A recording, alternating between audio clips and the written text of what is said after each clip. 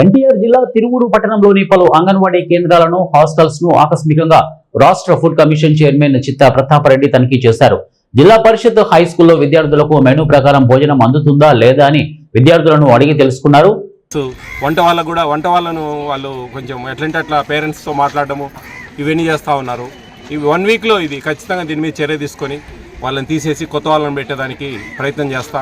ఖచ్చితంగా పిల్లలండి, చిన్నపిల్లలు వాళ్ళు అసలే గవర్నమెంట్ స్కూళ్ళల్లో భోజనాలు తినకుండా బయట నుంచి క్యారెట్లు తెచ్చుకునే పరిస్థితులలో ఉంది. వాళ్ళకి మంచిగా చేసి పెడితే కదా వాళ్ళు హ్యాపీగా తినేది.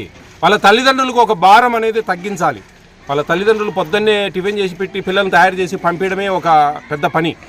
మధ్యాహ్నం భోజనం మనం స్కూల్లో మంచిగా 6 రోజులు 6 రకాలైన 5 రోజులు గుడ్డు, శనివారము మంచిగా స్వీట్ పొంగల్ ఇచ్చి వాళ్ళకి మంచి రోజు ఒక మంచి భోజనాలు పెడితే తల్లిదండ్రులు కూడా ఒక బరువు తగ్గుతుంది. పిల్లలు కూడా హ్యాపీగా ఆ టెన్షన్ ఉండదు. ఇంటికా నుంచి క్యారియర్ తెచ్చుకోవాలని ఆ క్యారియర్లో కొంచెం ఏదన్నా అది ఇది ఉంటే మధ్యాహ్నానికి పాచిపోవడము, బాగాలేకపోవడము ఇవన్నీ లేకుండా ఇక్కడ మంచిగా ఒకరోజు చిక్కీ ఇస్తారు, ఒకరోజు రాగి మాల్ట్ ఇస్తారు.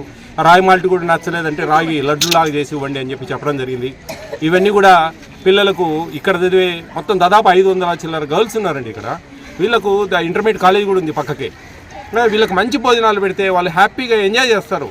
స్కూల్ అంటే ఒక స్ట్రెస్ అనేది లేకుండా హ్యాపీగా ఎంజాయ్ చేస్తూ మంచిగా తినుకుంటూ ఫ్రెండ్స్తో ఉంటూ మంచి క్లాసులు వింటూ 586 మార్కులు వచ్చాయండి హైయెస్ట్ మార్క్స్ ఈ స్కూల్ నుంచి గత సంవత్సరం.